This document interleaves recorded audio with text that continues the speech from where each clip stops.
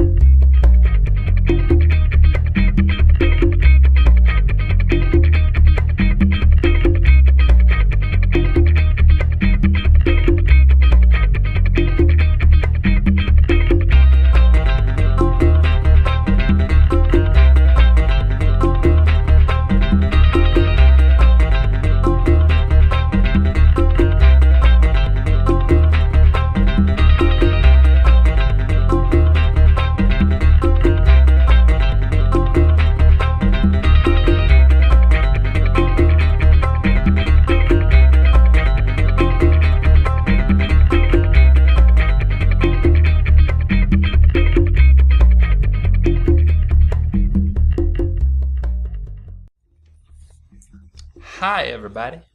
How you doing tonight? This is your pal Dusty. Uh-oh. How you doing tonight? This is We've got some me being an idiot. Come on, turn off being an idiot. There we go. That was my fault. We had a little feedback going on. It was me bad setting. But anyway, this is your pal Dusty from the West Coast, San Jose, California. And tonight we have two wonderful gentlemen for you to ask your questions, to learn a bit more about what they do.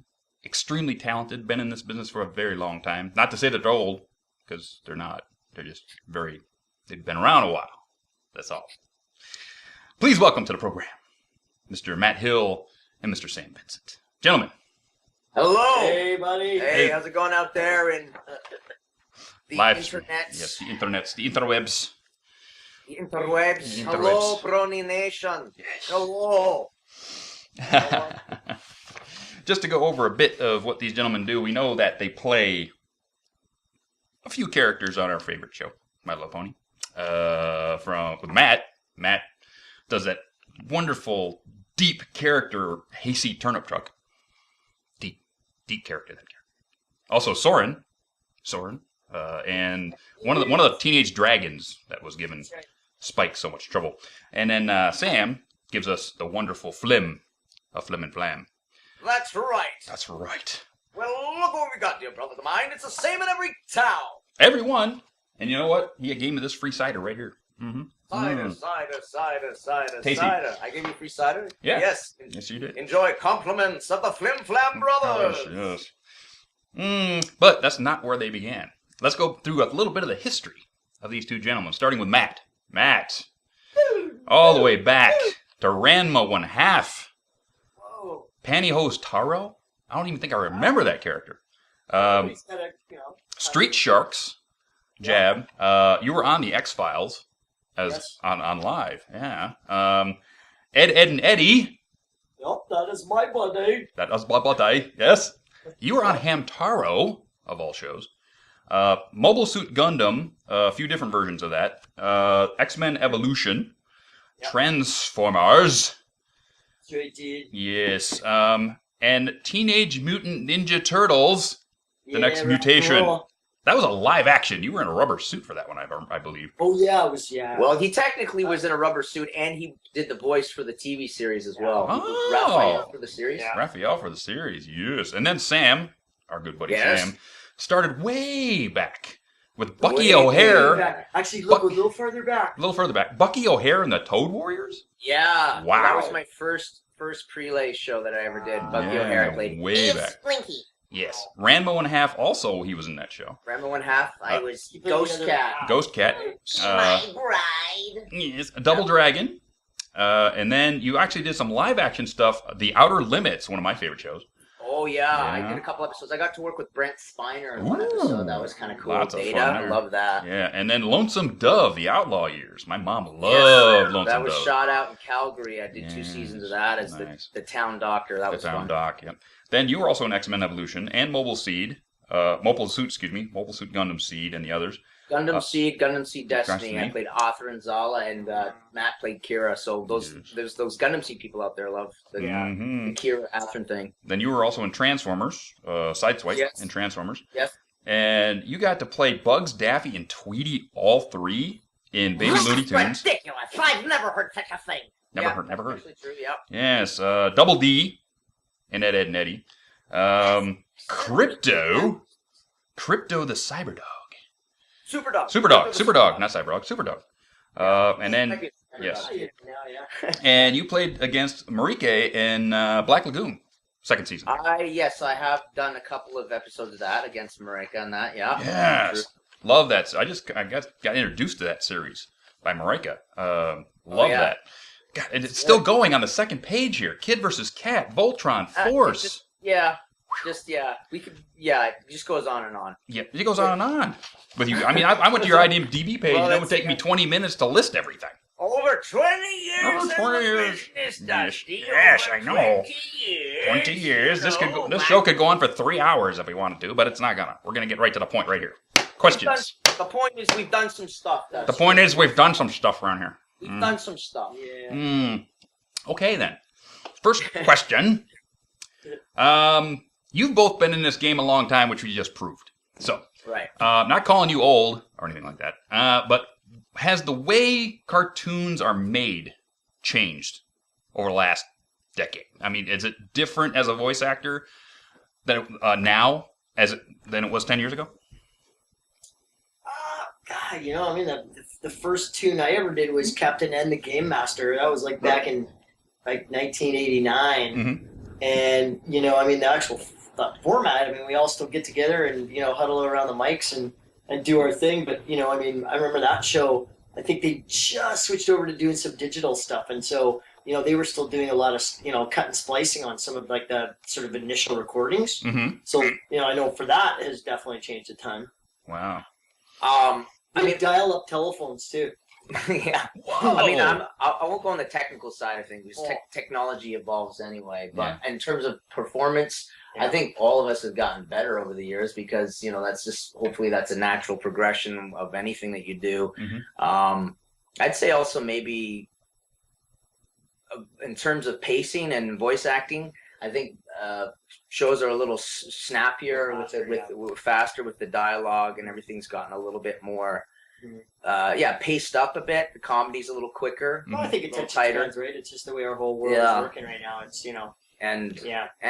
and just getting to explore new different characters and your repertoire as a performer expanding as you become better at what you do. Mm-hmm. So there's a natural progression there as well. Mm-hmm. Ah, cool. Sam. Yeah. You've done a lot of work on camera as well as voiceover. Speaking of the Lonesome Dove series, what is your favorite type of work to do? On camera, voiceover, or something else we don't know about? Well, I'll just stick with on camera for the moment. I mean, I tend to usually get cast in characters that are, well, not always, but have some emotional intensity to them. They're a little bit wacky but maybe that lent itself to the way I looked. I was always either playing guys that were a little bit crazy or drug dealers or whatever. So there's some emotional intensity to what I was doing. So I think any performer wants something that's something they can sink their teeth into, that's a little meaty, has some emotional life to it. So those are always kind of fun roles to get into. Mm-hmm. On the film TV side of things, and also in performances too, vocal performances. You always want to explore. I mean, I play a lot of characters that are kind of the lead guy, and they have to be even keel and this and that, which is another challenge in its own. But sometimes it's fun to just go completely wacky. Yeah, like do Slim. Like Double D's. If you watch the show, there's been a few times where he's had some really great meltdowns that they're always just fun to play. You just lose your mind. Yeah, Double D seems to be the in between the jester that is Eddie's always trying to come up with a scam, and Ed's sort of like dopey pulling him back. It's a lot harder for him to get off the rails, but But when push comes to shove, I mean, I think out of all three of the guys, like when he has his biggest meltdown, he just goes, he scares everybody. Yeah. Wait, he's been keeping it in for so long, it just... He's wound up tight. Well, you see him like, Double D starts to, just like messy, and he tries to keep control of everything, and Ed, breaks everything, and then, Ed's just scared of zombies. Yeah. So it's just like, as long as there are no zombies around, he's pretty cool. Pretty good, He's very happy. Yeah. As long as there's lots of chickens and lots of gravy, he's okay. Chickens, gravy. Matt, you worked on one of the iconic franchises of the last 30 years in TMNT. Did you feel any extra pressure playing Ralph, knowing that there were fan expectations of who that character is supposed to be? That's a great question actually, because I remember when I first, got the call to, to audition. I went in and it was amazing. My agent phoned. He's like, "Okay, this is one for you.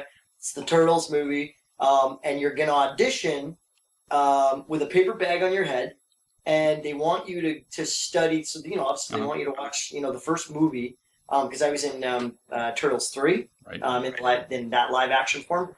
And so I remember watching, the first one, and just, watching every move that Raphael made. And, as it turned out, it was just a big, huge thing. It was like being a kabuki actor, and because the movements had to be so big to sell the acting. And plus, I mean, when we actually got into doing the filming, the suits that we were wearing in that generation of it were about 85 pounds with all the gack on and all the computers and, the animatronics and stuff that were inside the shell and inside our turtle heads. Wow. So really we were acting blind, deaf, and dumb for 5 months. Wow. The outtakes were actually pretty hilarious on that show. Where we're like literally trying to get out of a room, and we all four of us just split and we all hit the wall at the same time. You hear your puppeteer in your ear going, "Go to the left, Ralph, to the left, to the left." Ah, shit. Or high fives of all turtles would all go awry because nobody would see each other because like I said, we could hardly see. Yeah, it must have been like what you were seeing through the nostrils, and that was it or something. No, actually, you see underneath. If you look next time, you see underneath the bandana. They would pull little eye slits underneath, and I'm talking slits. Wow. Because obviously with especially close-ups, the camera would pick everything up. Right. So it was actually kind of a neat way to act because I really started to feel like that was how I was supposed to be living. And when I didn't have the turtle costume on, I felt naked. It was like I used to just like wear it all night and things, and I've done some mascot costuming myself, so I know where you're coming from. It's like putting the head on, you can't really see, your peripheral at all. I mean, you see directly in front of you, and that's it. It was, for me, it was, did I ever think it was going to turn out to be one of these iconic characters, that we're still talking about and, fans still get so much joy out of? I had no clue, but I knew I was joining a franchise that was obviously, so well revered and so well respected, and so it's been really cool to be part of it. Wow, cool. Okay, for both of you, you've both worked on classic anime series like the Mobile Suit Gundam series. Are either of you big anime or sci-fi fans? And if you are, what is the kind of things that you like? Well, for me, I'm of the Star Wars generation. Me too. Sam has a few things. He's looking around. He's looking around my place right now. Right. There's a few. Sam has a Star Wars room. I have a room filled with stuff, but Star Wars was definitely a big thing in my life as a kid, and I guess it still is slightly. And the more anime I was voicing, the more I got into certain shows and enjoyed it more. But I mean, I'm just I love cartoons and I love space, sci-fi, fantasy stuff. I'd have to say some of my top movies. I'm throwing in like Star Wars. I'm throwing in Blade Runner in there. Dark Crystal. So I'm in the sci-fi fantasy genre for myself in terms of things that I enjoy. I used to love reading comics as a kid. I loved Conan the Barbarian when I was growing up, and also just like the funny papers too. Like I loved Peanuts, and I loved Garfield and all that stuff as a kid. So yeah, I had a pretty healthy geeky life as a child, I'd say. We're everywhere. Yeah, I just ran everywhere. You and me, Sam, are two of the same pod because Absolutely same thing, man. Conan and Peanuts and Well, this is you all talking that right stuff. now? Yeah. Oh, My okay. goodness. Yeah. Yeah. No, and it's funny, because Sammy says he liked to, read the comic books. Mhm. Literally, all I would do was like go right to the very end, figure out, find out the last line. So I was like, oh, okay, I know what happened. And then I'd look at all like, bodybuilding, like, how to become like a big man at the beach and kick sand in the, Yes. in Absolutely. kids' faces. But I was really enthralled by like the little, those little seahorse families. Oh yeah. Yeah. Devastated to find out they were brine shrimp. Brine shrimp. Yeah. They actually are little crowns. No, and- they didn't. No, and they smelled bad when they died. Yeah. Yeah, but oh well, that's okay. Oh yeah. Super into like Mighty Mouse. Like when I was just. I wonder why you would be into Mighty I know. Mouse. Just Matt is Mighty Mouse. loved and Roadrunner. Loved Roadrunner. Yep. Loved Roadrunner. Matt. Yeah. On the Ed and Eddy show, your That's Ed. what- Yep. Oh. Your Ed might be a little dense, but he has a heart of gold, and is Yeah. sort of the true foil of Eddy between the three. Did you and Tony Sampson sit down and plan that out, or did it just happen? Well, how can I tell you, my dusty pal, friend, is that I think it was like a conglomeration of a lot of tectonic plates and a bit of buttered toast and some gravy got all mixed in with double D. I'm not sure what happened there, but then me and Eddy, we just became foilages. Oh dear, and that makes no sense whatsoever. And I love gravy. No, you know what? Oh, it's funny. I was saying to somebody a couple weeks ago that like they were asking like, what was the audition process like for Eds? And like, I don't know if you have had anything like that since, but I remember when we, especially when it got down to me and Sam and Tony, just the three of us, we probably had 5 callbacks together. Wow. Where we literally just went through, like paragraph after paragraph and banging our heads against the wall, trying to like, figure out what these voices were, after probably 5 or 6 auditions just to even get to that point. Danny Antonucci, who I think we all agree is just, he's a genius, putting this show together and had such a vision of exactly what each character was going to be doing and saying and being. Mhm. And, he wouldn't let us leave basically until we had that, So Yes. he was a little demanding then, was he? Well, Yeah. he was just a perfectionist, He's a like perfectionist, yeah. all Yeah. people who wanted to get it right are, and Yeah. that's Yeah. the. I respect that. It's, really, it's one of the few cartoons to this day that we had the littlest amount of pickups Oh to wow. do afterwards to fix lines. And usually it Yeah. had nothing to do with performance. It was something that Cartoon Network Yeah. wanted in terms of practices and standards. standards and practices. Something. I can see that from that show. Oh, dude. Sammy, Double D, Yeah. being the sort of in-between meticulous character, kind of a worrier between the three. Was he easy to play off the other Eds, or did you have to go and change some lines as you guys were doing it? Oh well, no. Danny wasn't We big. couldn't On, even change a Danny laugh. wasn't big on changing dialogue at all. Like once he wrote it or was Yeah. you weren't changing. I mean, I remember there was one time. Mhm.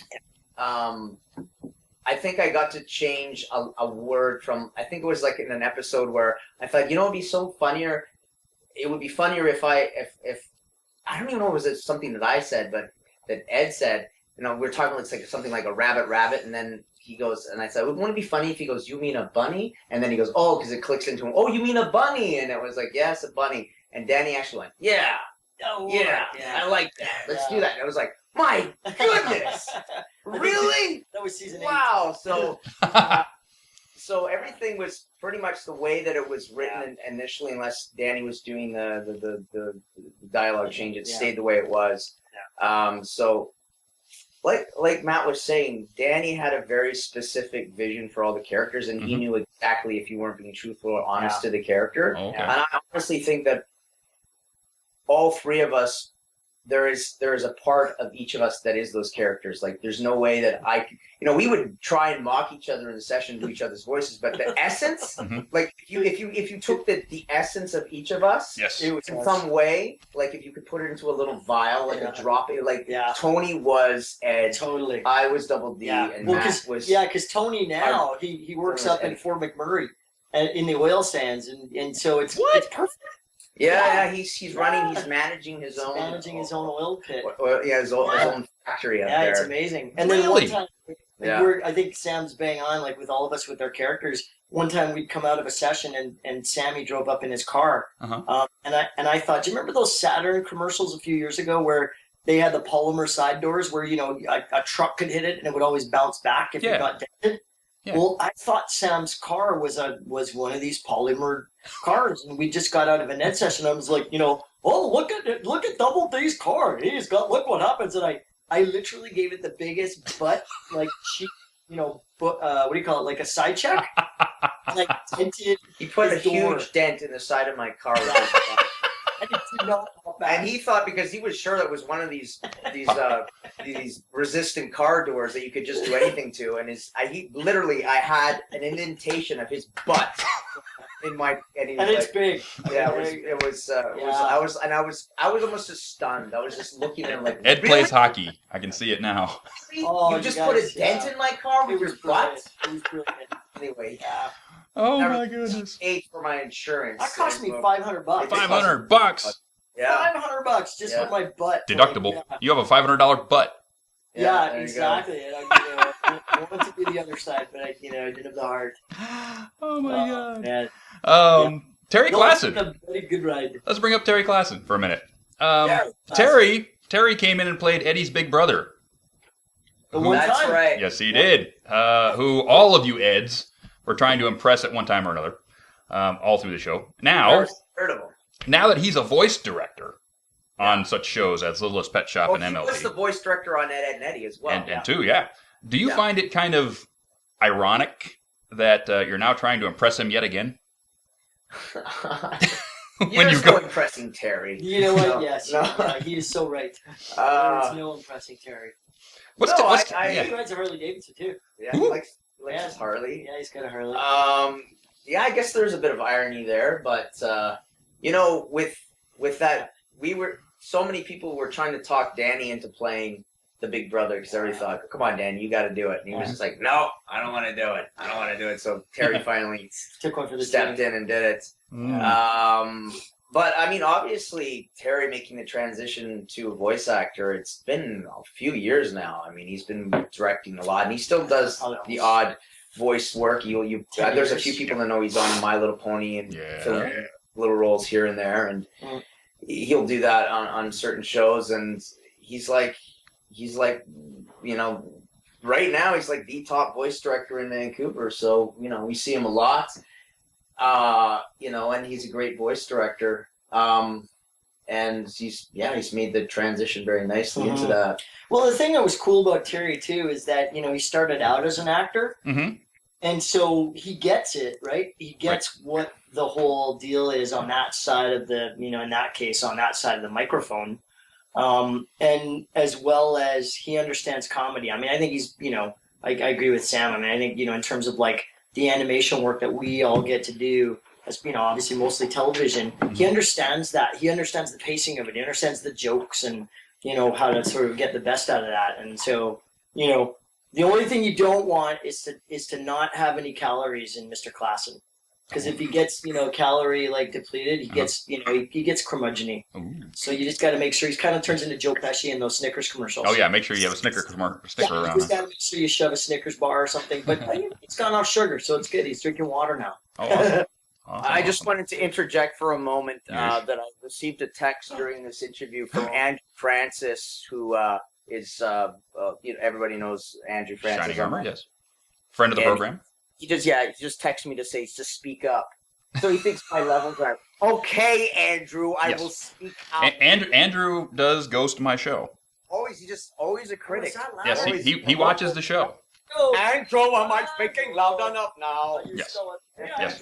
By the way, Andrew, you and I need to talk, right? Stop. I'm gonna call you after the show. Voice when he was 11 than I've had since I was 20. Yes. Let's see. Matt, how do you feel now that Soren is this huge fan favorite character?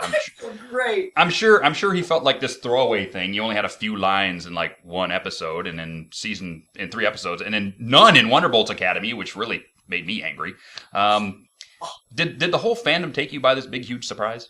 Oh, Dusty, I'm so glad you asked that question because, I was all last year just like, what? Not a Thunderbolt? But I'm humbled and, there are no small parts. Mhm. No, you know what? I just thought it was kind of cool because I got the call from Terry to come in and do Soren because, he's an extreme athlete thing. And it was kind of apropos because I'd just come back from running around North America literally like a couple months before. Really? And so, as I walked in, obviously I get the applicable, everybody, busts my nut. It's like, oh, let's go to Perfecto. So, it's kind of fun. Again, I think sometimes you talk about agreements or whatever. I think that sometimes certain roles are just meant to be played by certain people, Right. It's like we look at all the stuff that we get to play and sure, we can all do an amazing job because, it's, you look at the pedigree of, every actor and actress that, in this case, let's say in Vancouver in the voice scene here, Mhm. You got collectively like hundreds of years Oh my God. of work. There's like hundreds of episodes that people have worked on, and it's careers that like that I, that's what I personally get so stoked whenever I get a new show. To one, we all get to work together because we have a pretty unique situation. We're all really great friends as well, and so there's there's like a camaraderie, but also like I think I call it sort of like an in-game support group of people that are truly wanting only the best for you. They're not trying to psych you out and Right. Take your mess part. you up. Sorry? Take your part or something like that. Well, yeah. I mean, there's a healthy competition. But So why is it that every time I'm working on my sides at an audition, I don't know. out loud you go, is that how you're going to do well, it? I don't do it that Why much do you do that all the anymore. time? I mean, I It's used like, to do it. I But always, that hurts me a bit. I am sorry. Sorry. Andrew, can you phone in? No, Sammy needs he you. actually texted me and said, I got Okay. bored of you guys. He turned it off. Oh, thanks. What a guy. Andrew. Love you, buddy. Oh, Cool. but did that answer the question? Huh? Oh, yeah, that answers my question right Okay, well. Mm-hmm. But I love Soren, and I'm excited to meet more fans as we head out on the convention That's highway, right, as they yes. say. Yes. So, I hope we bring him back for season 4. Hey, Megan, get on it. thanks. Yes. Sorry, just got a speech payment. Yeesh. Sam, Yeah. you've taken Flim and really made him like your own guy. I love that little rap you did at Las Vegas. That was really cool. Oh, yeah. Oh my goodness. Well, A rap. I Yes. took the song and did He took the song and did a rap. Sorry, I thought he said he had a nice rack. Flynn has a nice rack. Sorry. I thought we were keeping this PG. He has a nice rack of cider, is what he's got. Yeah, rack of cider. That's better. I like racks of cider. Sorry. But anyway, where was my question? Has any other character, done that for you? Have you taken any other characters you've played over all these years been like that iconic thing for you?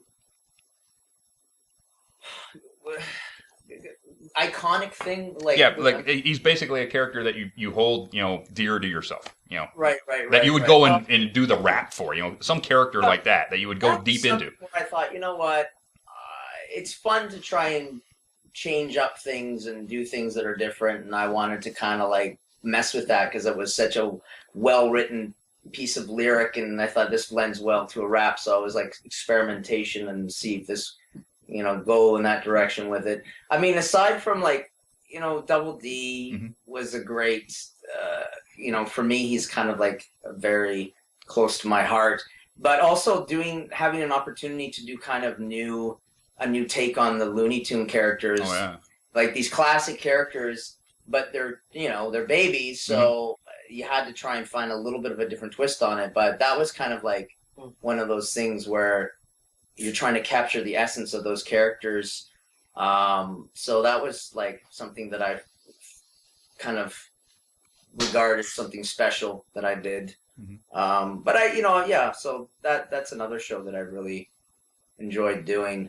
And I get a lot of feedback from people who really enjoyed Gundam Seed.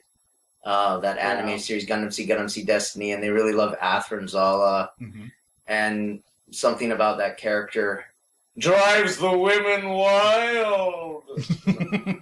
So anyway, and maybe some boys out there too, so yeah, so that's another character that I kind of had fun with too, because it was a drama. It was a drama in space, and it was very, it was very dramatic.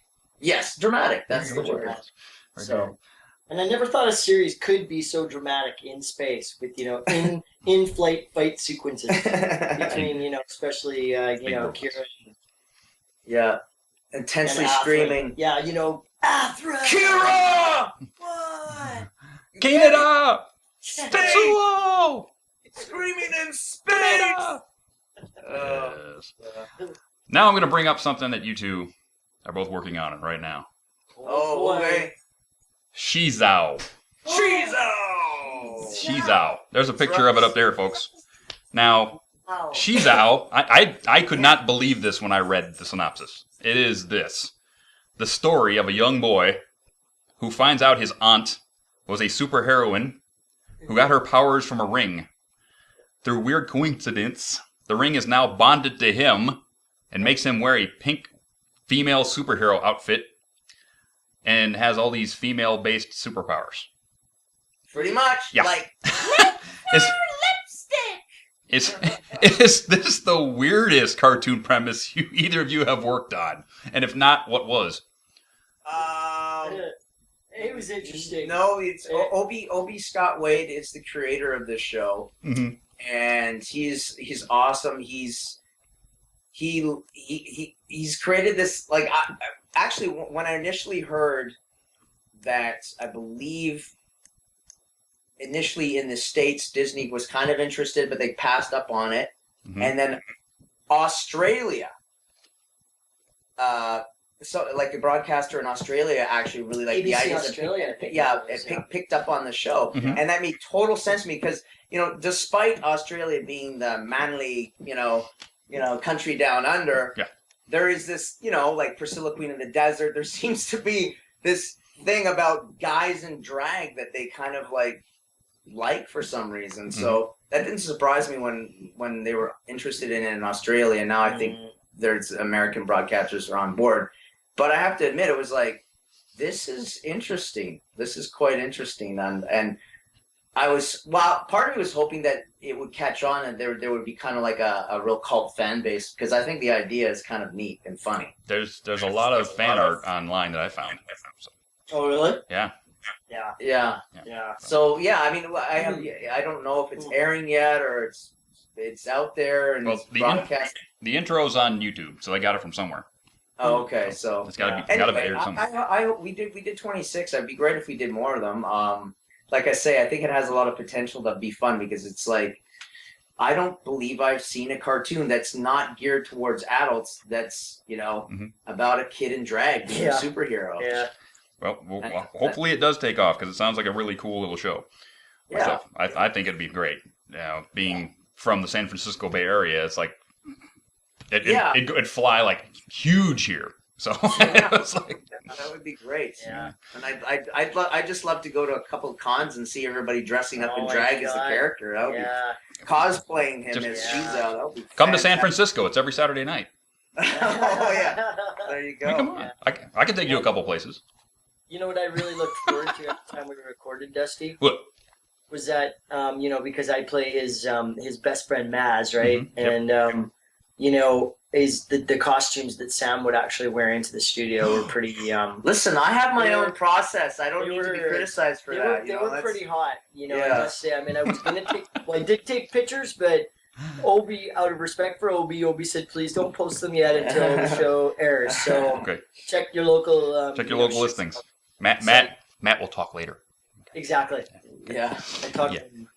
But at this moment, it's time to go to commercial. So, all right, time to go to commercial, and we will be right back after this message from Sweet Apple Acres.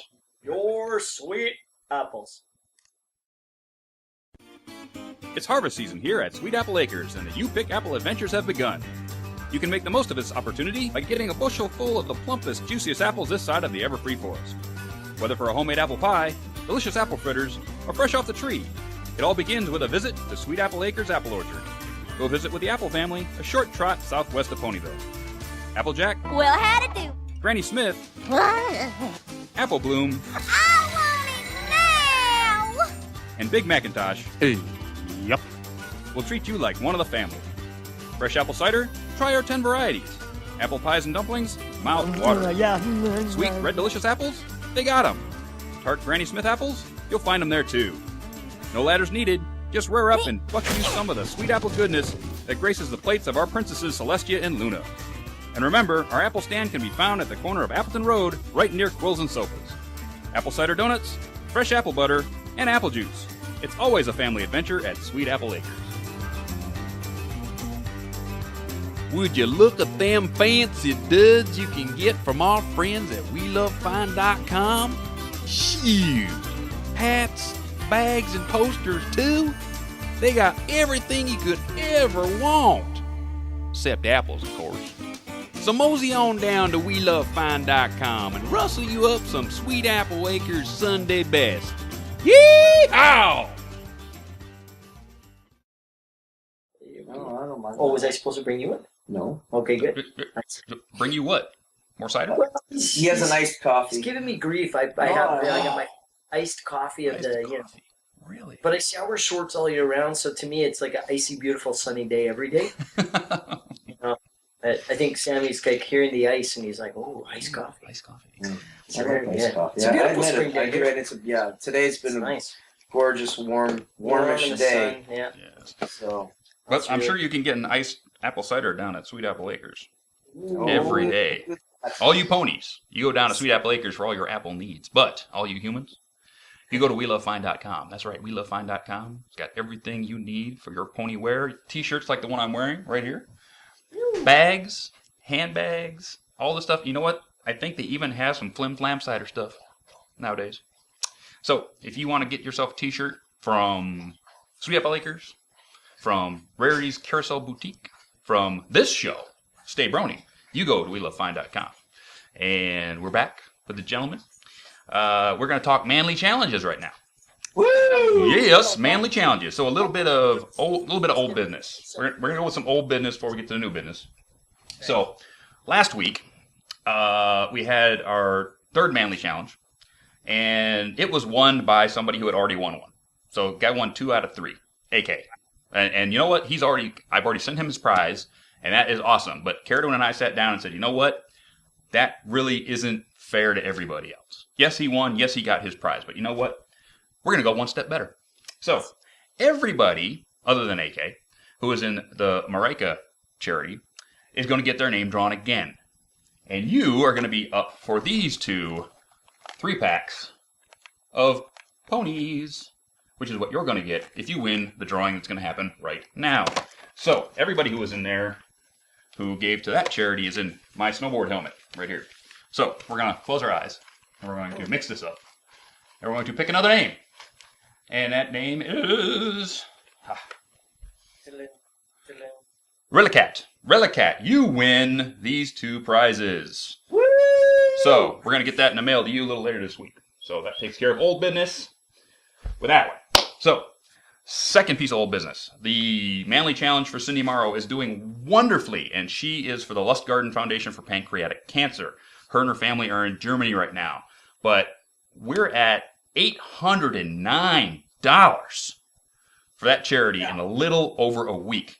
Thank you guys. Thank you a lot for that. But I think we can do a little better. I think that we can break 1,000. So all you people need to go get your friends together and give $5, because then you get in the raffle for this set of prizes right over here, which is the Vinyl Derby, the Princess Twilight Coronation Papercraft from We Love Fine, the Brony Trucker Hat, and this set of signed scriptage from Cindy Morrow, which just happened to come day before yesterday. Look at that. Isn't that beautiful? These are actual signed script pages from Cindy Morrow herself. And it's the 3 pages of the winter wrap-up song, and 1 page from Rainbow Dash talking about and Read It and Whip. Read It and Whip. Weep. Read It and Weep. So 4 signed script pages from Cindy Morrow. So you need to get on that if you're not already. So get your friends in there and let's bump that sucker up. Now,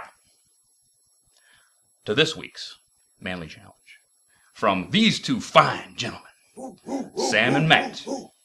So, Sam, tell us a little bit about the charity that you gentlemen have chosen. Well, basically, there's a heck of a lot of charities to choose from. So I was trying to find something that, well, I guess it doesn't necessarily have to impact your own life, but it did in the sense that I chose an organization, I believe it's based out of New York State, that it helps raise awareness and creates does fundraising and creates events for people who are dealing with Asperger's syndrome, which is a form of high functioning autism. Correct. And basically my stepson, who I've raised since he was 2, he is on the autistic spectrum. He has Asperger's syndrome. And so I understand the challenges of raising a child with Asperger's and some of the challenges that they go through growing up, through school, through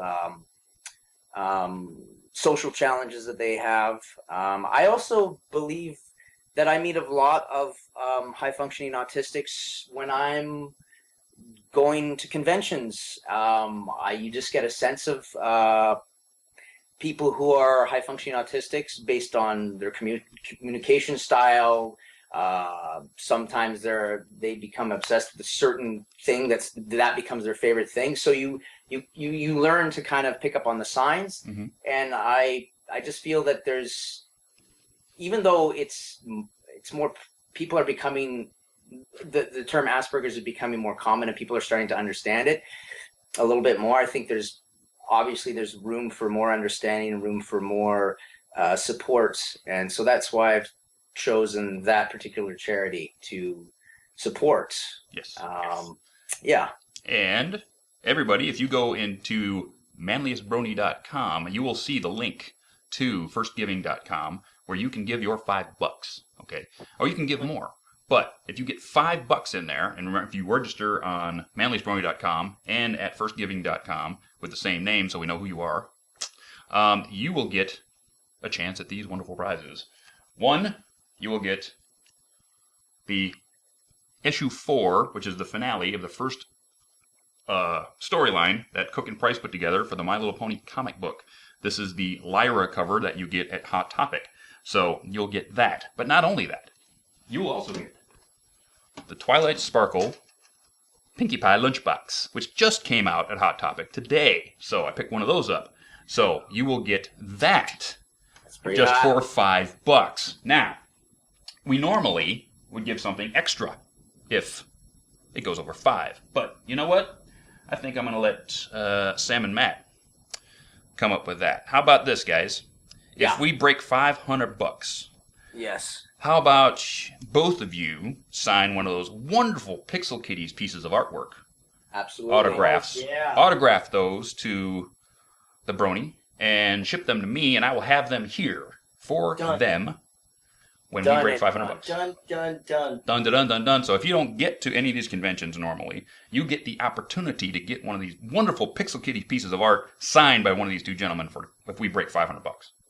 I think that is awesome. Yeah. Sounds Done. good. It's like you can shout out to Pixel Kitty. She is a rock star. Rock star. And an angel. Yeah, Yes. Amazing human being. So thank you for the work that you do in the world. Yes, absolutely good friend of mine, awesome person, and I miss her. So I hope we get to see each other again soon.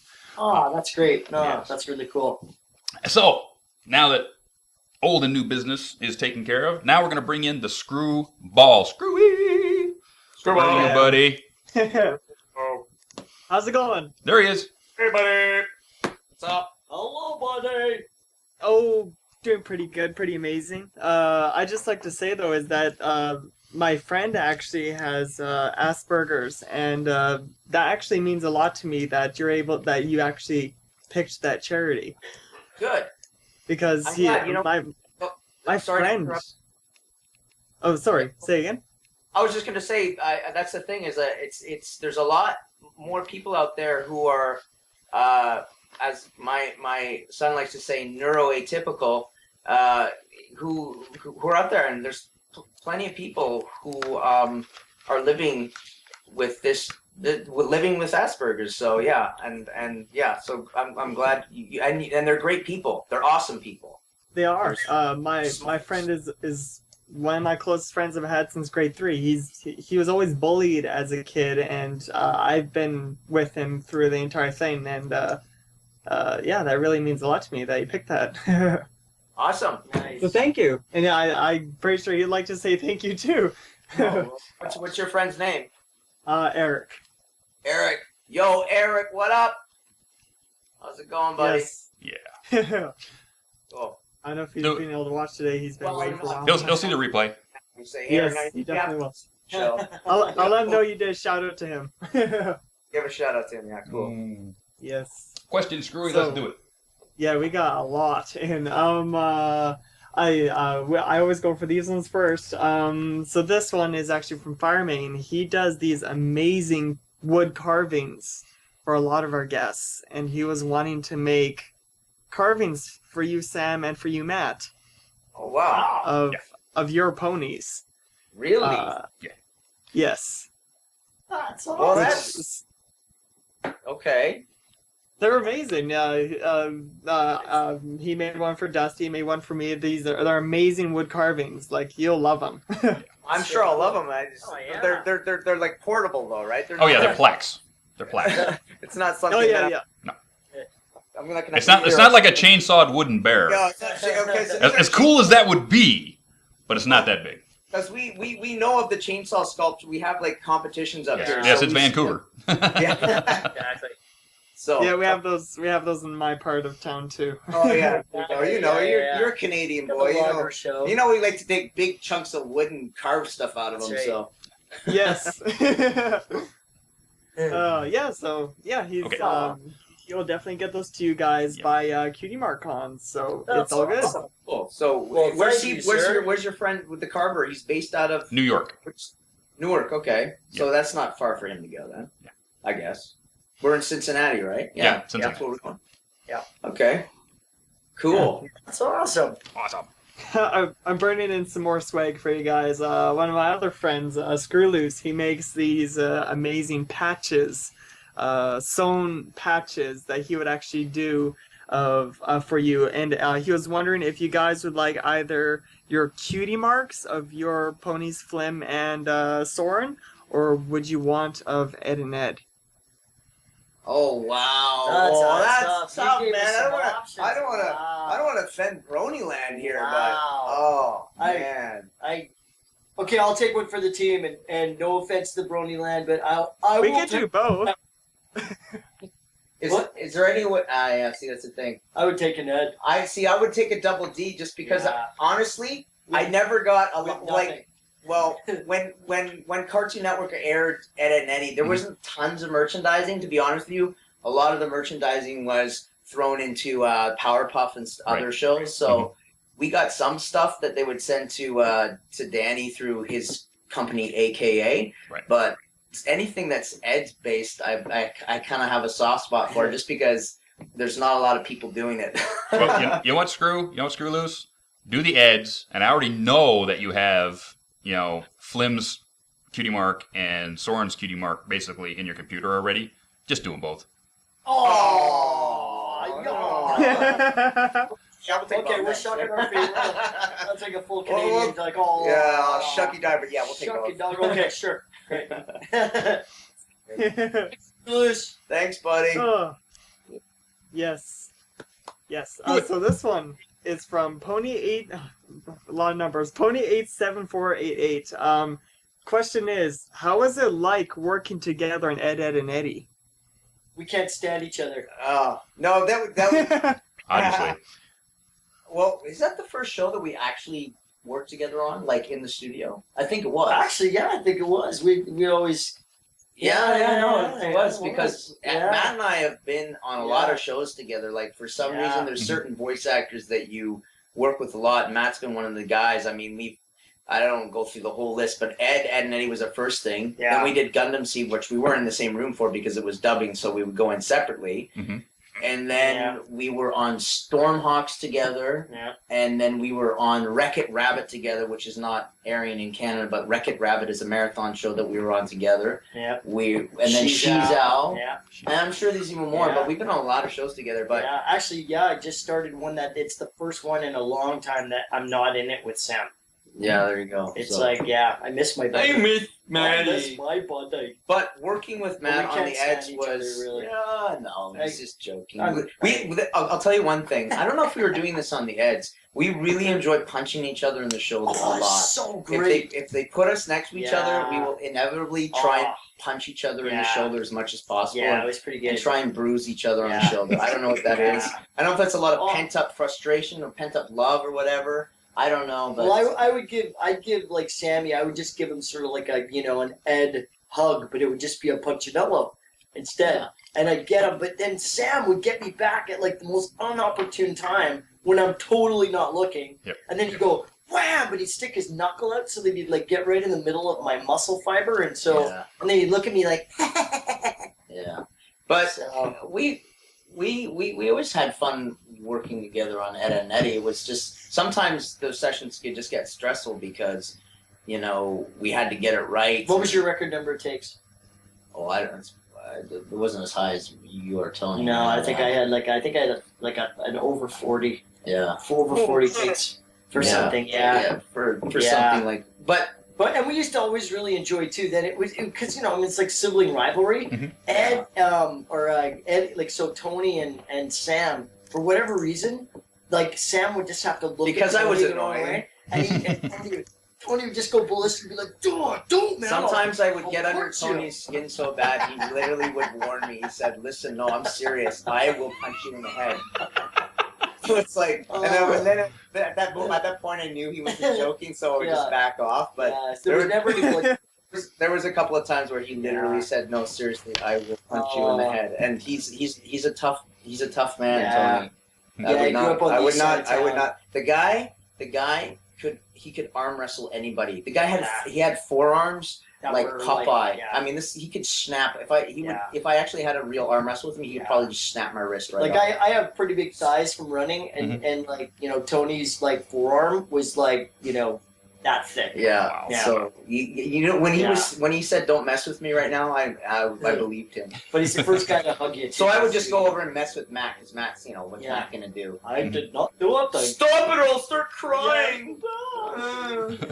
I've had- But Yeah. sometimes actually, when things got like when one person was just getting the gears about a certain line, you knew okay now you just have to leave them alone because it's Yeah. not the time to like be bugging Yeah, them. do so. not mess with them. Yep. Yeah, and you only need to do it like that. Like you might start messing with one of us, but then you just kind of get the signal like this is not the time Yeah. to mess with. Yeah. And so then we'd work together all enough to know okay, all right, okay, back off. Yeah. But it was, but I Next, think it helped us from instead of like punching through two walls of glass Yeah. to try and kill the director at that point because we were so we'd be so frustrated but I don't know. Ah, it was look at good the times. It Look was what we good get times. to do. Oh my god! Yeah. next screwy. So this is from Secret Tale for both Sam and Matt.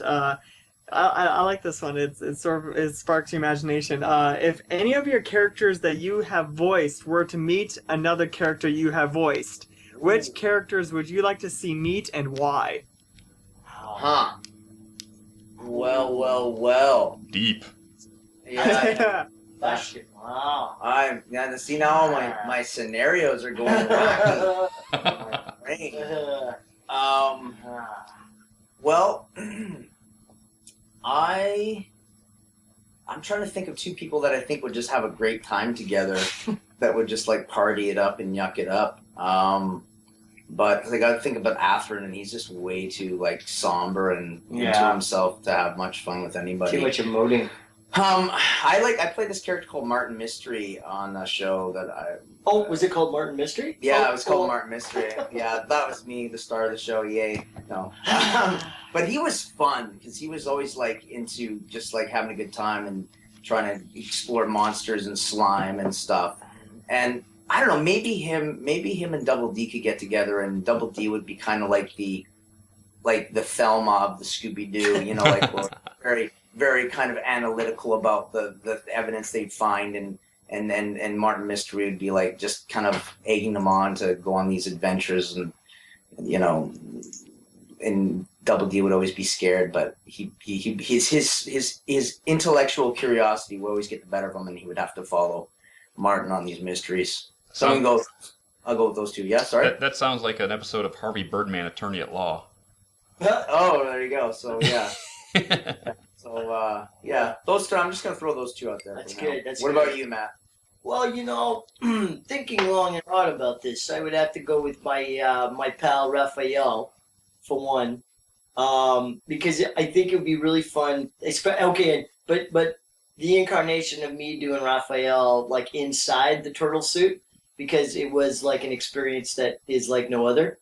But I would love to bring Ed along on that journey, because I don't know, man. I think that, you know, because Raph is so like, you know, he just wants to fight everybody because nobody understands him, and you know, like he's always kind of like wrestling with the world. Mm-hmm. And Ed, you know, Ed is like, it's just always sunshiny, and you know, and this, as long as there's chickens and butter toasts, and you know, it's kind of, Ed's kind of like the ultimate surfer if they lived in Southern California, you know, and Raph comes from New York, and so you know, I think it's cool. It's like East Coast meets West Coast.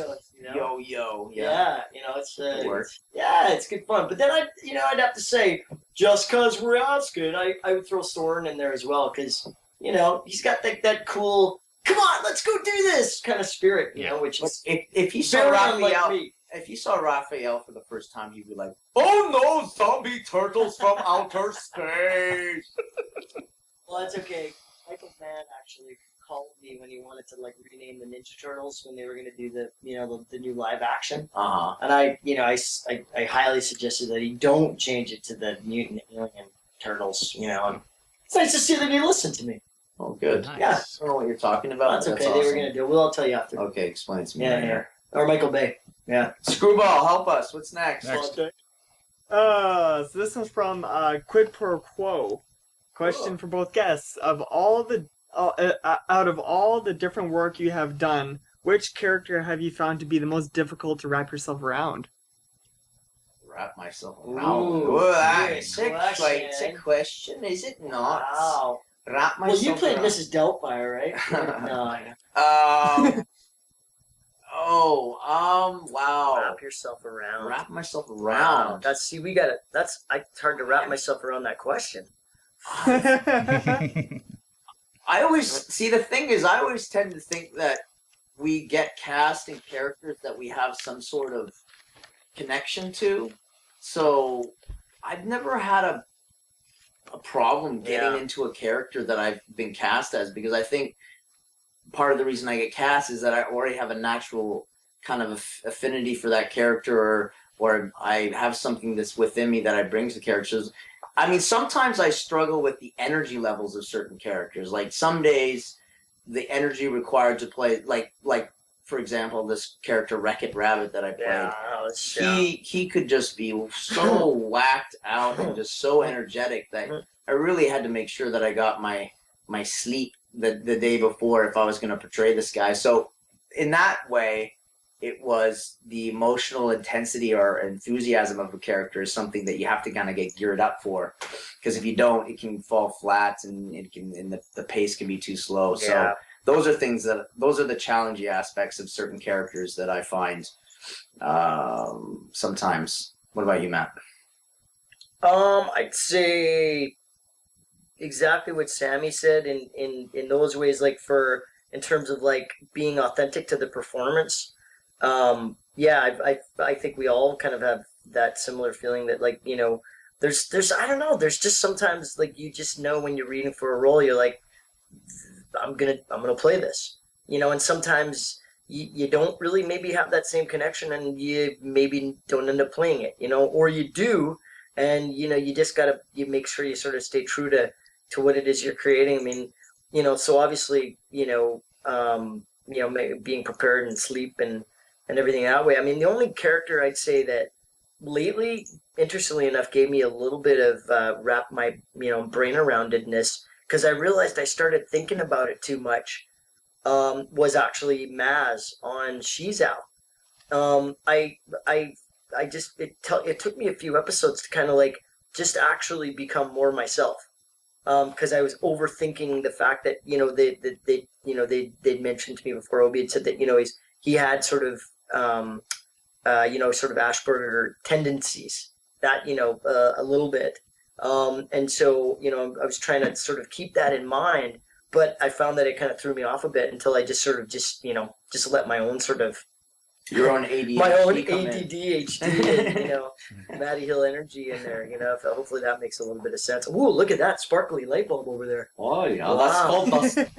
Wow. That is dust on. Yeah. Does that answer your question? Yes. Yes. Right. Next. 1 second.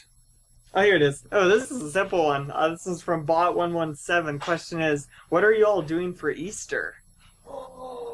Easter. Well, I'm hiding a lot of eggs. No.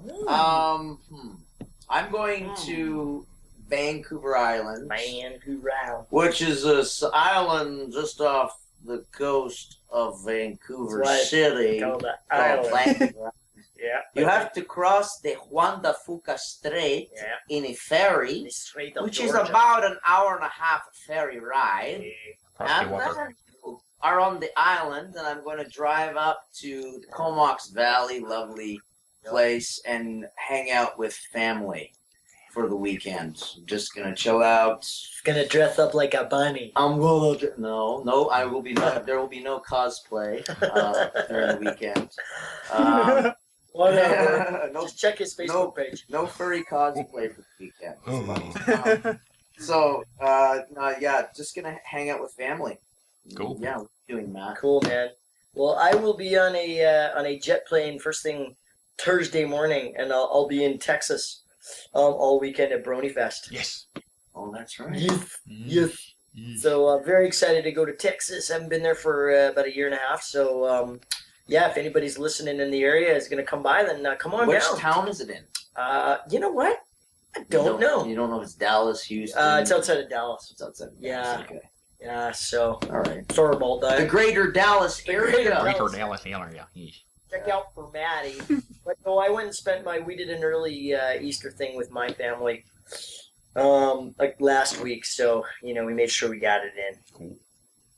Because everybody needs What to about get you, their. Dusty? Me? Oh, geez. Working. Working. Working. I have to work every weekend, so Harley Davidsons. yeah, more than likely working. I used to My go to family's my in Michigan, grandma's. so it's Yeah. for me, my Yeah. family's a long ways away. So I give them a phone call and I send cards and all that stuff. So, but I'll probably be Perfect. working. Don't send chocolate because the U.S. Postal Service apparently they take them. Yeah, Yeah, And then So- eat him. and eat them. Need them, yeah. everyone I ever send, they never. Hey, what about you, Screwball? What are you doing, buddy? Yeah, but Mainly going to my grandma's. I might bring my rifle out and we might do some hunting with my friend probably. So, yay! yay. What are you gonna hunt? Coyotes. Coyotes. That's coyotes is our term here, but a lot of people Coyotes. wonder. But it's coyotes. Coyotes in Canada, coyotes in America, and Mhm. you know, oh yeah. Hmm. Yeah. Fun, Mixed. Sorry, 1 sec. Here we go. This is from the Andy Mack. A question for both. If you guys have watched the show My Little Pony, if so, what's your favorite thing about it? Favorite thing about My Little Pony? Yeah. Well, it's just the characters. I love all the different personalities that come together to make the show, and every I always when I'm sitting and watching the show, and I keep trying to think to myself who's my favorite, and I always keep changing my mind. I really do. Like, you know, it's like, and maybe it depends on the episode, but I just, you know, something I love about Fluttershy just speaks to me. Just, you know, something about her cracks me up the way. And then the next thing I'm falling in love with Applejack, and then the next thing I know I'm looking at Rainbow Dash, and that's something about, you know what I mean? So it's just like all these characters. The characters are just so well written and so well performed, and visually they're so distinct. It's just like you can just throw them into any scenario and it's going to be entertaining. So it's, for me, it is the characters. It's the characters, absolutely. Is it the characters? It's the characters. You sure? I'm pretty sure it's the characters. Sam goes with it's going with the characters, Dusty. Yep, characters. Well, you, Matt. It's the characters for Sam, everyone. For Yes. Matt, it's Yeah, What for about me, it's, I like all the sparkly colors. Sparkly colors. the sparkly I like colors. sparkly colors. And the gravy rivers. No, it's Gravy Rivers. gravy rivers. No, you know what? I hate to sound, I know what this probably sounds like, but ditto, like with what Sam said. You know, it's just, I think it's, you look at what the fans have made this show as well. Mhm. To me, that's indicative of why the show is so great, because both are winning, right? Everybody gets something from it. And, winning. Oh, I I know. said I had that, to go didn't there. I? Yeah, Sorry. I had to go there. But you know, I mean, really, it's because it really it's kind of unlike any other, and that's personally why I think it's also, you know, done it so astronomically. As you know, I mean, I know it's completely different than Ed, and Eddy, but I think it's in that same zone in terms of like just the uniqueness of it, and you know, like what Sammy was saying with all the different characters, and I mean, it really is well written, and it's like, you know, superbly acted by every actor and actress on the show, and you know, I'd say the best darn fans on the planet as well. Well, it's got to be something, because it's one of the very first Western animations, you know, that's being brought into Japan. Yeah. Okay. Oh, really? Yeah, you know, so they're dubbing it into Japanese. So That's kind of huge. that's Yeah, kind of like- huge as an animation.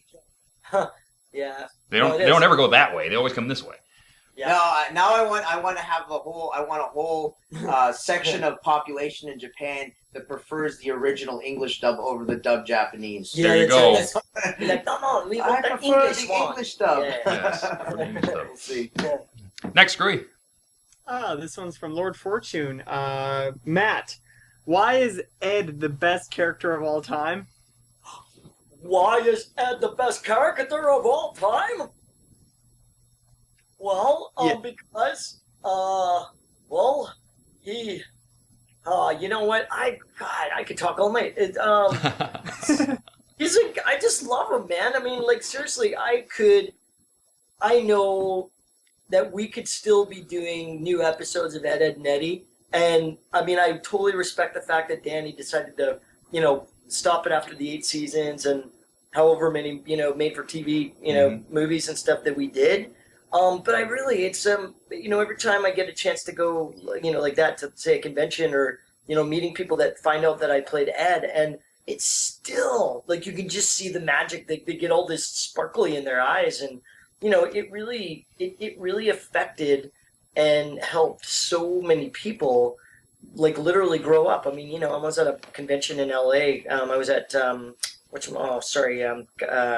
Kawazan in September, and you know, this kid who's probably, I don't know, 24, 25 now, came up to me and he had tears in his eyes. And at first I thought, oh, okay, oh boy, okay, crazy Eds fan.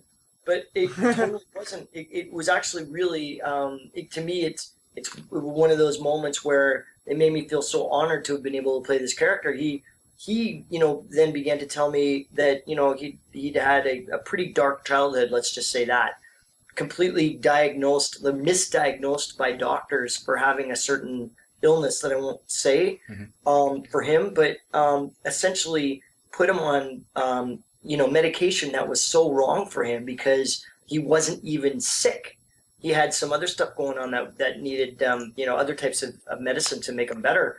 But he said it was truly Ed, Ed, and Eddy, and he said, and I feel completely honored that he said that, but literally it was the spirit of Ed that literally kept him part of this world. in some of his darkest moments. And so, what do you do to that? Like, I mean, this person is basically, sharing with you that a show that you got to be part of and a character they got to play, not only is it such a huge part of his life, but like really made a difference in his life. I mean, and he was so proud to now say that he was, he had a girlfriend now and he had a full-time job with the U.S. government, and he, you know what I mean? He had got through and was now making a great life for himself. And so, I gave him a hug. I think I was crying by the end of it, man. It was just, it was awesome, So that is why I like to play Ed, and among other things like gravy and butter toast, and my buddy Double D. Oh, thank you very much. Oh dear. Actually, from Fortune as well, I was wondering, Sam, if you had your own Double D hat. Oh, it's actually, I've seen a couple of people rocking something that looks exactly like the one from the show. I have never come up with anything that close, but I was I'll plug a store here in Vancouver. There's a local brand of skateboards from Vancouver called Skull Skates. And a guy, PD, owns the place, and he's been around for years, back when I was a teenager, skateboarding was blowing up. Back in the resurgence in the 80s, where Tony Hawk and all that were skating. But there was a local crew that used to ride in Vancouver, and PD's Hot Shop had the brand, and a lot of the guys used to ride Skull Skates. So I was there recently, I don't know, having like maybe midlife crisis, where I was going in there buying a skateboard and all things, going, but of course I was like, Well, I better get some wrist guards as well. I don't want to shatter my wrist skateboarding. so I went in there and I found this toque, which is Canadian term, toque. Absolutely. Yes, we call it a toque. Call it. Has these two white stripes, black with two white stripes. I go, this is very Double D. So I was like, I have to get this. This is almost like my Double D hat. So I got that. So Nice. I technically have something that could pass if I was cosplaying for Double D. I could probably rock that and make it work. Cool. So yeah. That's awesome. Yeah. I have about five toques around the house. Oh, do you? Okay, there you go. Everybody, go get yourself a toque. Go get a toque. They're warm. Go get a toque, eh? Be Yes. Canadian, eh? And get a toque. Especially if you're going snowboarding. That's right. If you're going snowboarding, get a toque. Yeah. I'm Because in scared. America, I'm it's scared myself. Target, and then in Canada, it's Target. Call it I was Target. just at Target yesterday. Yeah, good old Target. Get out. Next. So this one is from Jack Zane. I hope I said your last name right. Question is, are 3D and 2D animated shows indifferent to voice acting? Sorry, say that again? Are 3D and 2D animated shows indifferent to voice acting? Oh, Is there a certain yeah? Oh, I would say that. You mean in terms of how we go about performing the role? Yeah, I think so. Yeah. Oh, no, that doesn't really impact the way I go about performing, whether it's 2D or 3D. I mean, obviously there's a big difference for people watching it visually. I mean, some people are classic animation 2D fans over 3D animation, but I don't really take a different approach to it based on the style of animation, unless I look more at like the style of the show, like if it's something that's more drama based like Gundam was, obviously you're going to approach it differently as an actor as opposed to I'm more based on what kind of genre is the show. What are we going for? Are we going for big kind of wacky cartoon? Or are we going for more subtle kind of action realism? So those are how I base my choices, not really on the 2D 3D aspect of it. Matt, do you change your SAME? Same, he said. Same. Next. Yeah, I'll go to next. Question from Imperius, but rather a fan request. Sam, please say something in Russell's voice. Oh, Russell. Ah. All right. Well, okay. All right, everybody. We have to save the pet shop. We have to help life. Come on. We can come up with a plan and organize it right now. Right now. Oh, that's amazing. Right now. That is Pepper, awesome. did you stink up the joint again? Oh.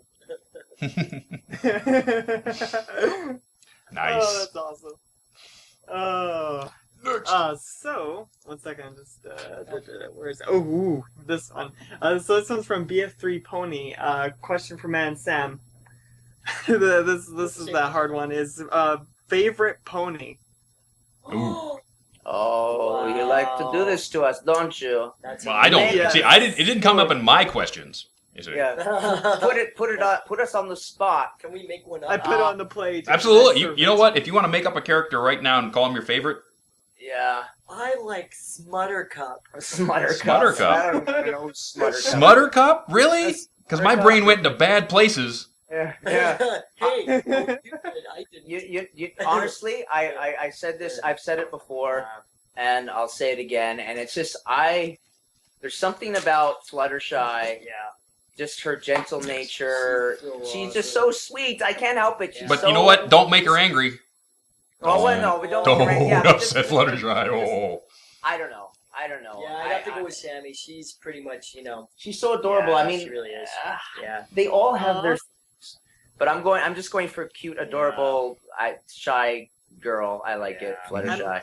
I'm a huge Fluttershy fan too, so I love you guys even more now. What about Matt? Matt. Well, tipped it over now. Yeah. Yeah. And Applejack's pretty cool too. Well, Well, yeah. Then you get started going, and then the Whoa, Rainbow Dash. yeah, And Rainbow Dash, you Now know. to think about it. And, you know, kind of Soren's kind of cool too, you know. Yeah. Oh, I got a bit of a story for you, Matt. Got a story for you. Went snowboarding yesterday, right? Yeah. And that's where the intro to the show came from, the Tonight Show. So we're having lunch. It's about noon o'clock, and we go in, and I'm getting my burger, and I'm sitting there, and I'm walking over to my picnic table, and all of a sudden I see a kid in a Wonderbolts hoodie, excuse me. And it's like, he's not part of our group. I wonder who this kid is. So I go walking over there. He's got his earphones in, and he's looking at the slope map, and I was like, I just creep up behind him and give him an elbow and go, Soren or Spitfire? And he looks at me, just turns to me and looks at me and goes, oh, you're that guy! Oh, and Soren. Really, he knew, huh? Oh, yeah. It's like, well, he knew who I was, and he said, oh, yeah, and Soren. Lauren. That's cool, man. There you go. Woohoo! you Soren go. lives! Soren leaves. Oh, that's how.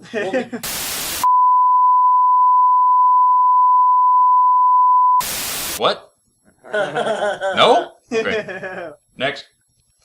So this one's from Pony3822. Ask why Double D insists wearing the hat all the time. Well, we kind of got into this, and there's when I was at Vegas con, we Spit it out, Sam. Las Vegas, whatever con it was. I had an interview with Everfree, and we went into detail about why he wears the cap. So I'm not going to go into it now, but I'll put it out there. Look for the interview I did in Las Vegas. It's and you get, if you watch that interview, I get into the thing about the hat, and I also do my Flim rap, the whole song. So go check it out on everfree.net. Everfree.net. Check it out. You'll see the whole interview. And I talk about that, and I do the rap, so check that out. I won't go get into it again here. Okay. Next. Yeah. The only thing I have to add to that, hi, it is Ed here. Hi, Ed. Yeah, hi, buddy. It's just that one time I saw Double D, when he was behind the chaise lounge, and changing, and well, I don't know what it was, but it was underneath his hat, and kind of was like a bit of a zit. Zit. That's a big zit. That's it was more like a boil. my answer is much better than that. So just go to the interview. I It's have to way go better now. than what Matt said. Look at the time. Sorry, Matt. Next. Next. So this one is from Flare Runner to Dusty and me. Question is, did you see Snowdrop and what did you think of it? Can we ask this a question? Snowdrop at Vegas? No. There's a I know, there's a fan animation that just came out Oh, called Snowdrop, which is basically the story of a blind filly who basically brought back in the history of Equestria, they didn't celebrate winter. Basically, winter was just a long cold. We only did it because the ground needed the moisture to make food the next year. So basically, she brought the celebration of winter to Equestria by showing the ponies of Equestria why winter was so great. And one of the things she did was carve a snowflake, even though she's blind. So basically, she took she took her ears and listened to the stars in the sky twinkle, and she carved snowflake and presented it to the princesses. And that's really magical, isn't it? yeah, pretty magical. It's really well done, well animated. The music's great. I think it was really well done. Some of the pacing was a little off, but basically overall it was really well done. I thought it was pretty good. It was. Yes. I would suggest to watch it because I actually cried. Yeah. I have to admit, it was really, really touching. And the ending, just like, I was bursting into tears. It was just unbelievable. So, what is this available on YouTube? Yeah, it's available on YouTube. Yes. Just search Snowdrop. Put in Snowdrop. Yeah, put in Snowdrop MLP, it'll come up. MLP, and it'll come up. Yep. I'm going to check out, is there a question related to that, or just asking? No, they were asking me and Screwy because we obviously had seen it before. Oh, okay, they're asking you guys. Okay. Yeah, so now we're on to the next question. All right. Sorry to confuse you. No, it's alright. Sorry. So this one is from Shikara Speeder. It's pretty much clear, but I'll still bring it up. Is out of all the characters you have voiced, which is most favorite to voice? Yeah, I got to play Sam Vincent once. It was awesome. Was it? Yeah. I think I caught that. It was awesome. Yeah, but did you get paid? No, No. No. See, that doesn't count. but it was fun. All right. Well, yeah, I'm gonna stick with Double D because, yeah, Double D for all the reasons that everybody All else. the right reasons. All the right reasons. Yeah. And I would have to stay in the end of the nutty zone. Yeah. Yep, I love him. So this one is from Ajax. From Matt.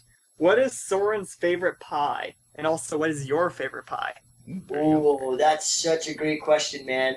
Well, because I'm a bit of an athlete, I love it's got to have a protein base to it. So, I love my gal makes this black bean chocolate bean cake. Ooh. It sounds horrible, but it's like the most bestest chocolate cake you've ever tasted.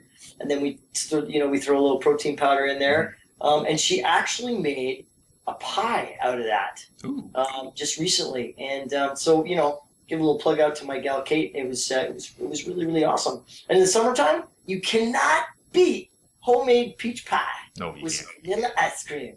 The ice cream. Yeah. Mm.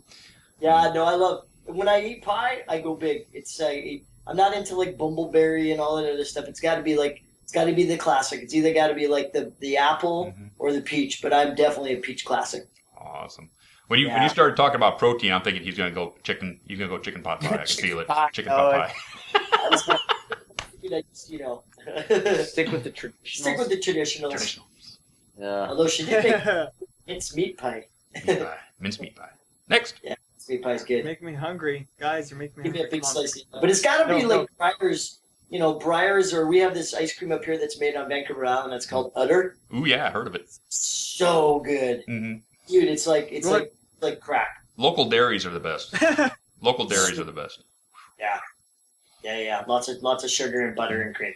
Yeah, we had London's Dairy in the Detroit area, and it's like you didn't buy anybody else's ice cream. You just didn't. Yeah, no, it's good. Ain't got nothing on Ben and Jerry's. Ben and Jerry's. Yuck. Exactly. Ben and Jerry are like, what happened? We used to be Best so pie is popular. lemon meringue. You need lemon meringue pie. That's my face. Oh. Yeah. Yep. Ooh. So there's this question from Luminaire. New Lunar Republic or Solar Empire? Say it again. I'll explain. Okay, wait. lunar. I just want to hear the two terms first, though. Okay, I'm going to explain it. Dude. I'm going to explain it. Okay. The Lunar Republic, or the Celestial Empire. Last year, during our presidential election, the princesses of Equestria ran for the office of princess. And Luna ran on a platform of democracy and every pony having the opportunity to better themselves, whereas Princess Celestia wanted to keep the monarchy in check. She wanted to keep her hoof down on the ponies. Yeah. So, are you for the new Lunar Republic? Are you for the tyranny that is the Celestial Empire?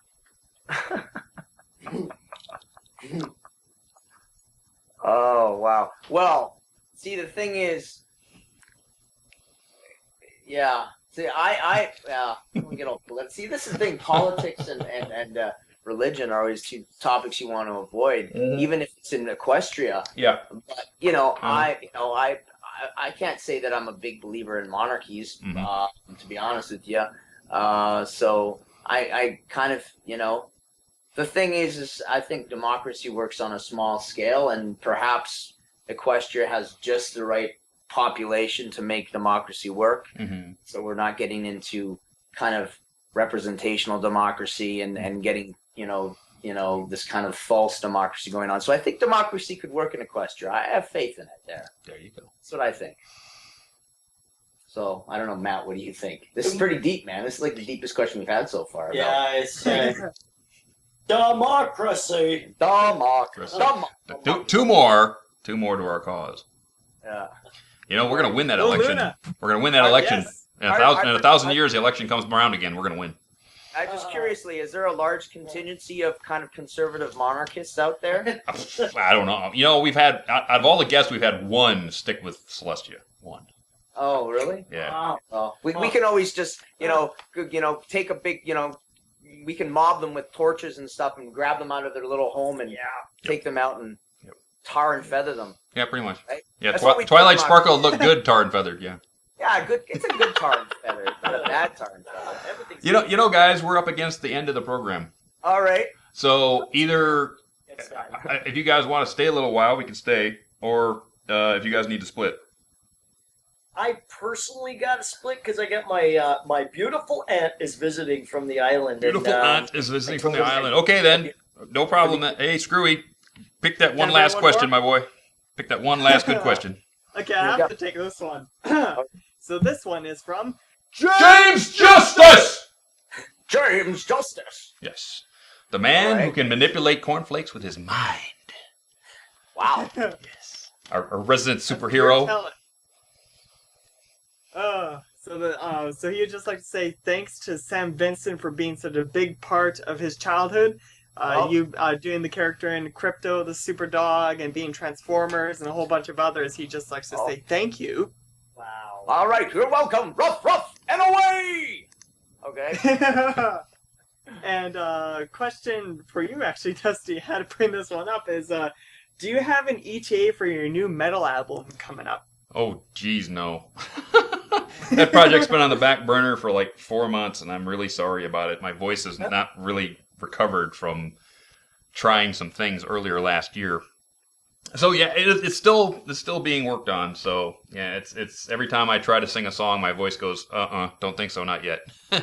So it's still there. I might have to change my voicing on a couple of songs. So it's still in the works. But other than that, one more for the guys. Give me a question for the guys. Oh, wait, I had one right here. Where was it? So this is from Sarah Cobra. For you guys, what would be your dream gig? Ooh, good question. Dream gig. That's a great question. I don't know. Dream gig. I would like to do perhaps a sword and sorcery epic kind of show or movie where I could kind of rock the hero sword master kind of thing, like Well, you just Like got it- your. Well, as a side note, I'm currently taking stage combat Yeah. Ooh. through Academy Duello, which is a sword fighting school in Vancouver. If you need somebody And- to like sell a and I'm- butter knife like stabbing, Sammy's your man. So I'm learning. Yeah. I'm learning to learn to stage fight with different weapons like rapier and dagger and long sword and small sword and Brooms, right? brooms Yeah. and some basic martial arts. So there's this kind of it's just for the pure fun of it. But it would be great to do like a voice gig where I'm playing like a swashbuckling or Aragorn type character in a show. That would be fun. I wouldn't even need to be human. I could be part something. I could be part hedgehog. I don't care. There you go. It'd be all right. If you need to learn how to throw axes, I can teach you. Okay, good. Good. I got it. Yeah, my axe throwing's a little rusty, to be honest with you. A little rusty, Dusty. How about you, Matt? Wow, I would like to do a character that has the longevity of say like the Eds, Mhm. but then also has the iconicness of Raphael, and throw them all together in something that's brand new that like touches this generation as well. Mhm. That I think could really help inspire a whole new generation, not only of say kids to not only love, I think if we're talking say in animation, to love watching animation and getting involved in it, but could really, really help to, I think, empower them to know that they're really, really powerful beings, and that they really can make a lot of change happen through what it is that they're going to do in the world, and just but at the same time, like I say, just have like a laugh a minute and just just have a great time doing it. Something that kind of like for getting to do with Ed and Eddy for 8 seasons. Mhm. Because there's something that about those types of experiences that literally they last a lifetime. Yeah. If we were still doing Ed and Eddy episodes, we could probably have easily done them until we were 65 years old. No, yes, Well, absolutely. I would have had to. Double D wouldn't change at all. Probably not. You know what, Matt? You're already involved with My Little Pony. You're halfway there. They just got to give you a juicier part. That's all. Because I think that My Little Pony is doing half of what you've just said. Yeah, well, that's all. Yeah, that's a great point, dude. And I guess for me, I humbly apologize for my not knowing the depth of the Brony Nation, because as you so kindly said, Soren is a relatively new character, and as a species and just I don't know, we're facing a lot of stuff right now as a planet, and I think that. I don't know. I personally think that's why cartoons personally have the power to change the world. We're look at how we get to do, and look at all of us and how we're connected to animation right now. Just to be able to go and do this in this interview. Just to do this, and I think that people that can't laugh at themselves are just very, very sad people. Yeah, exactly. I laugh at myself every day.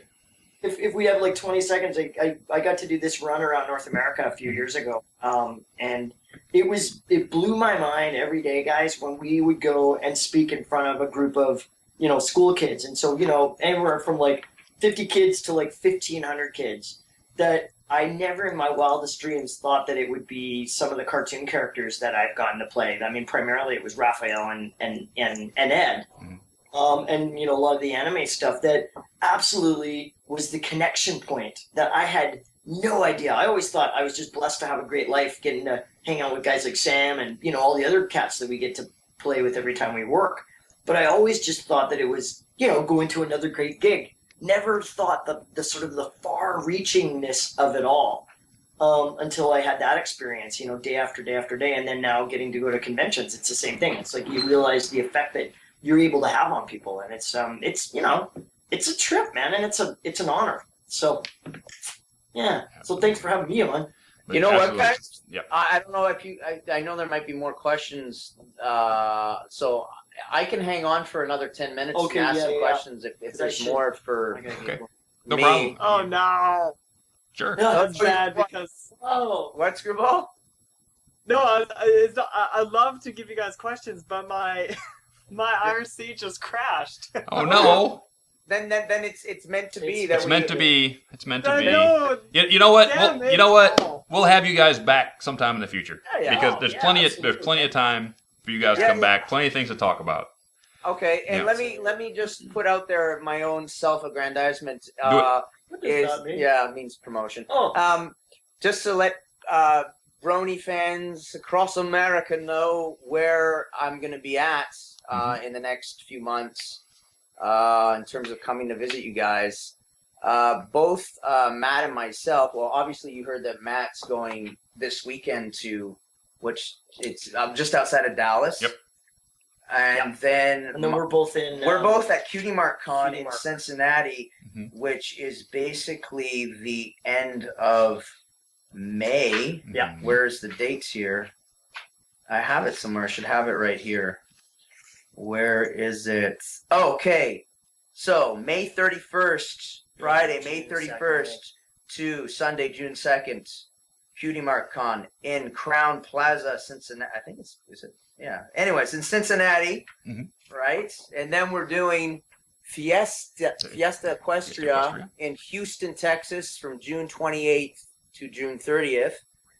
And then I will be doing, I think, what's it called? The Midwest Brony Fest Mhm. in Kansas City. We're in Kansas from July 27th to 28th. Awesome. So those are a few places. All over the Midwest. So if you're close, go see them. Yeah, Absolutely, come visit man. us. Come Yeah, visit. Say hi. Come visit. Wonderful people to meet because we spent some good time together at Vegas and it was wonderfully Yeah, fun. I'm gonna put a personal shout out to Dusty. Dusty was the man in Vegas, and you and your crew and Screwball. You guys had a lovely party for us in your penthouse suite there. Guys are a class act.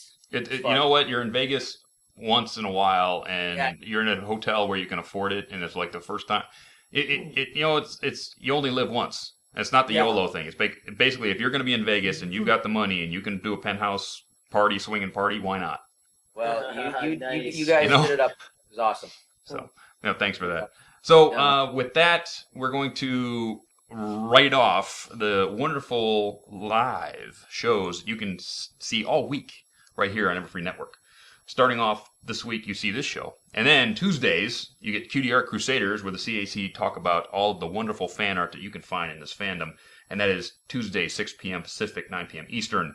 Brony Clubhouse, Tuesdays also, 7 p.m. Pacific, 10 p.m. Eastern, where the gang has this really great show that you guys need to catch up on. Equestria Inquirer has gone to bi-weekly. They are every other Wednesday, 6 p.m. Pacific, 9 p.m. Eastern. Their next show is going to be 4/3, April 3rd, and then 2 weeks after that. Into the Spotlight with Osaka Jack, Wednesdays at 7 p.m. Pacific and 10 p.m. Eastern, where Osaka gives the spotlight to some of those bronies who are doing really cool stuff, but not quite getting the spotlight they deserve. Sketchy Sounds, live songcast. Sketchy will play his guitar for you live Thursdays, 2 p.m. Pacific, 5 p.m. Eastern. New show, Post My Video with Jay Haller and BVids. That is Thursdays, 5 p.m. Pacific, 8 p.m. Eastern. Brony Breakdown with Saber Spark and Paleo is Thursdays, 7 p.m. Pacific, 10 p.m. Eastern, where they discuss everything that's going on in the fandom, really as a shotgun blast. If you've ever seen their show, they bring up just about everything.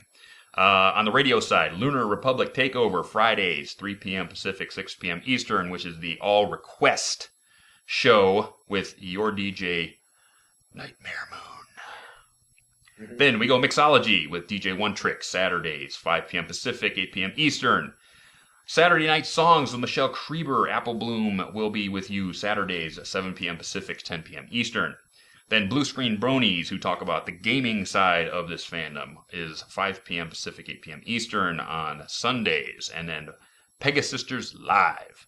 Kind of like this show, the Pegasisters will discuss everything live from the female point of view. And that is 7 p.m. Pacific, 10 p.m. Eastern, also on Sundays. That is the big slate of entertainment that you can watch on this very network. And with that, we're at the end. And I want to thank everybody everybody who helps put this show on, from Cowboy Dave to Everfree Network to Screwball to my pal Caradwin, who helps me put together all of this really great stuff. And I really want to thank you two gentlemen for coming tonight and spending a little bit of your evening with us.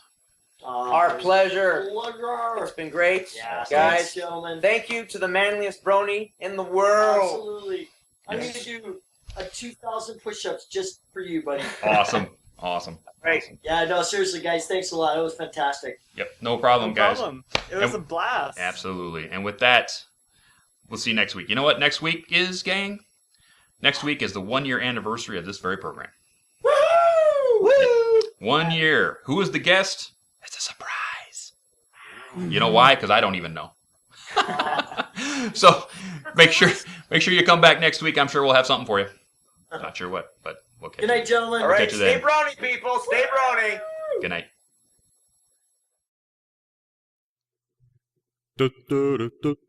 Good night, sweetheart. Well, it's time to go. Good night, sweetheart. Well, it's time to go. We hate to leave you, but we'll be back soon. Good night, sweetheart. Good night. Good night, sweetheart. Good night. Sort of like Dopey pulling Well, him yeah, back. it's a lot harder for him to get off, the rails, but when push comes to shove, I mean, I think out of all three of the guys, like when he has his biggest meltdown, Yeah. he just goes and he scares everybody. Yeah. Wait, Yeah. he's been keeping it in for so long. It just Yeah, Exactly. he just, Yeah. he's wound up Well, tight. you see him Double D starts to just like messy, and he tries to keep control of everything, and Yeah. Ed breaks everything, and then Ed's just scared of zombies, Yeah. so it's just like as long as there are no zombies around, he's then pretty life cool, is pretty good. Yeah. pretty happy. Yeah. As long as there's lots of chickens, chickens and lots of gravy, he's okay. chickens, gravy. Yeah. Matt, you worked on one of the iconic franchises of the last 30 years in TMNT. Did you feel any extra pressure playing Ralph, knowing that there were fan expectations of who that character is supposed to be? That's a great question actually, because I remember when I first, got the call to, to audition. I went in and it was amazing. My agent phoned. He's like, "Okay, this is one for you. It's the Turtles movie, and you're gonna audition with a paper bag on your head, and they want you to study. So obviously they want you to watch, the first movie, because I was in Turtles 3, Right. in that live action form." And so I remember watching, the first one, and just, watching every move that Raphael made. And, as it turned out, it was just a big, huge thing. It was like being a kabuki actor, and because the movements had to be so big to sell the acting. And plus, I mean, when we actually got into doing the filming, the suits that we were wearing in that generation of it were about 85 pounds with all the gack on and all the computers and, the animatronics and stuff that were inside the shell and inside our turtle heads. Wow. So really we were acting blind, deaf, and dumb for 5 months. Wow. The outtakes were actually pretty hilarious on that show. Where we're like literally trying to get out of a room, and we all four of us just split and we all hit the wall at the same time. You hear your puppeteer in your ear going, "Go to the left, Ralph, to the left, to the left." Oh, shit. Or high fives of all turtles would all go awry because nobody would see each other because like I said, we could hardly see. Yeah. It must have been like what you're seeing through the nostrils, and that was it or something? No, actually, you see underneath, if you look next time, you see underneath the bandana, Uh-huh. they would pull little eye slits underneath, and I'm talking slits. Wow. For you, because obviously with especially close-ups, the camera would pick everything up. Right. So it was actually kind of a neat way to act, because I really started to feel like that was how I was supposed to be living. And when I didn't have the turtle costume on, I felt naked. It was like, so I used to just like wear it all night and things, and I've done some mascot costuming myself, so I know where you're coming from. It's like putting the head on, you can't really see, your peripheral at all. I mean, you see directly in front of you, and that's it. it was, well, you know, for me, obviously, it was, you know, did I ever think it was going to turn out to be one of these iconic characters, you know, that we're still talking about and, you know, fans. Okay, then. First question. You've both been in this game a long time, which we just proved. So, Right. not calling you old or anything like that, but has the way cartoons are made changed over the last decade? I mean, is it different as a voice actor than now than it was 10 years ago? God, you know, I mean, the first tune I ever did was Captain N the Game Master. That was like back in like 1989. Mm-hmm. And, you know, I mean, the actual format, I mean, we all still get together and, you know, huddle around the mics and do our thing. But, you know, I mean, I remember that show, I think they just switched over to doing some digital stuff. And so, you know, they were still doing a lot of, you know, cut and splicing on some of like the sort of initial recordings. Mm-hmm. So, you know, I know for that it has definitely changed a ton. Wow. I mean, dial-up telephones too. yeah. Whoa. I mean, I won't go on the technical side of things because technology evolves anyway. But in terms of performance, I think all of us have gotten better over the years because, you know, that's just, hopefully that's a natural progression of anything that you do. Mm-hmm. I'd say also maybe in terms of pacing and voice acting, I think shows are a little snappier, with faster with the dialogue, and everything's gotten a little bit more, paced up a bit. The comedy's a little quicker. Well, I think it's tighter. Right? It's just the way our whole world is working right now. It's, you know, and just getting to explore new, different characters and your repertoire as a performer expanding as you become, you know, better at what you do. Mm-hmm. So there's a natural progression there as well. Mm-hmm. Ah, cool. Yeah. Sam. Yeah. You've done a lot of work on camera as well as voiceover.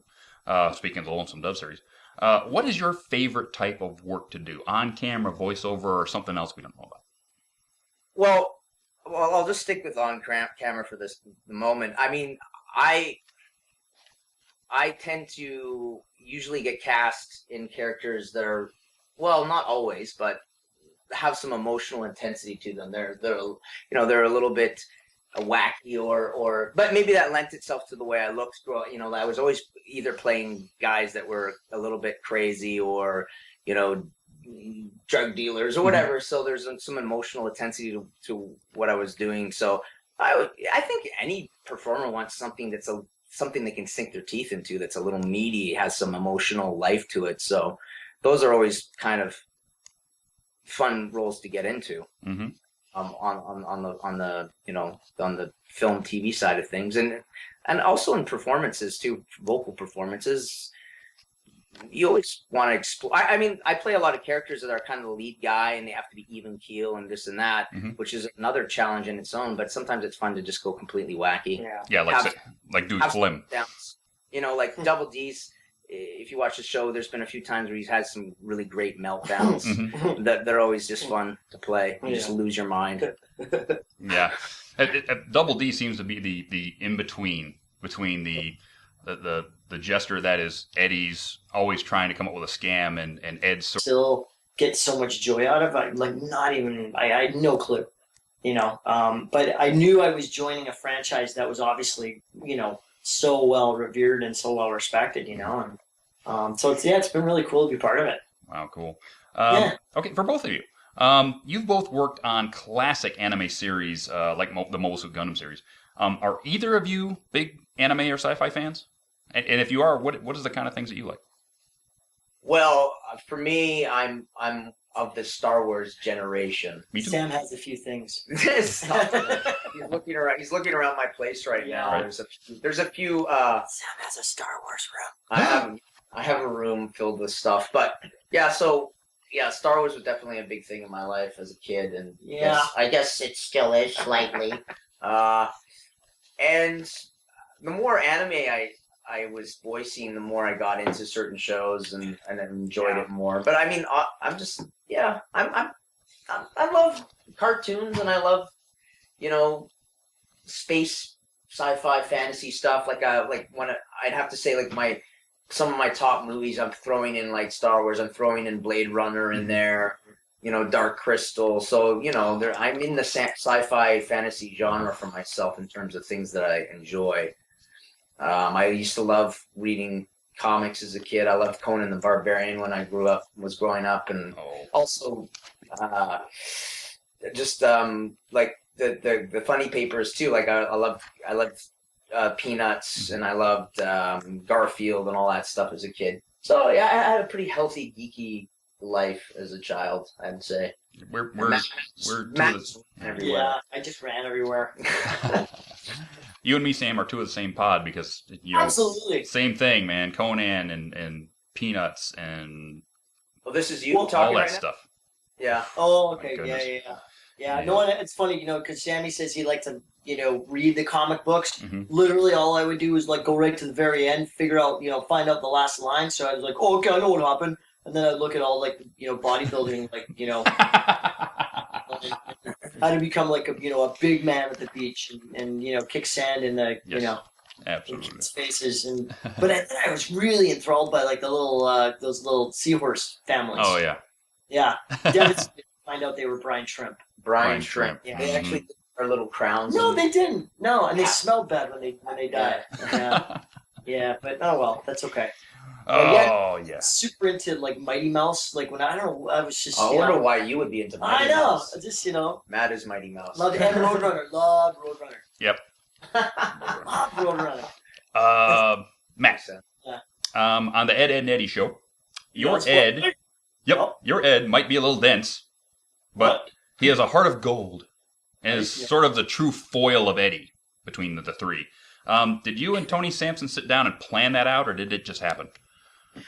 Well, how can I tell you, my dusty pal, friend, is that I think it was like a conglomeration of a lot of tectonic plates and a bit of buttered toast and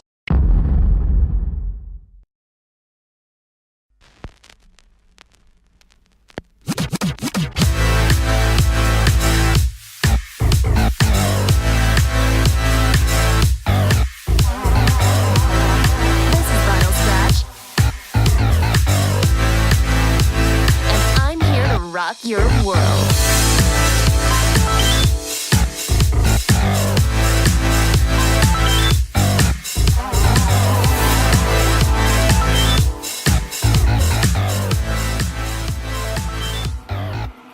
Stay Brony, my friends.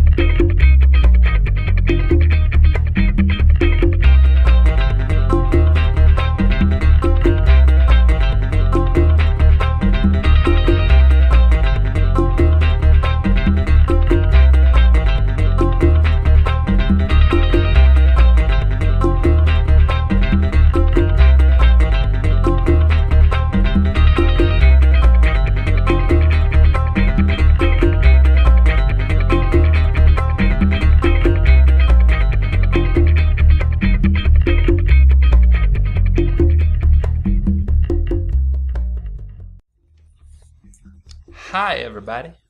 How you doing tonight? This is your pal Dusty. Uh-oh. How you doing tonight? This is We've got some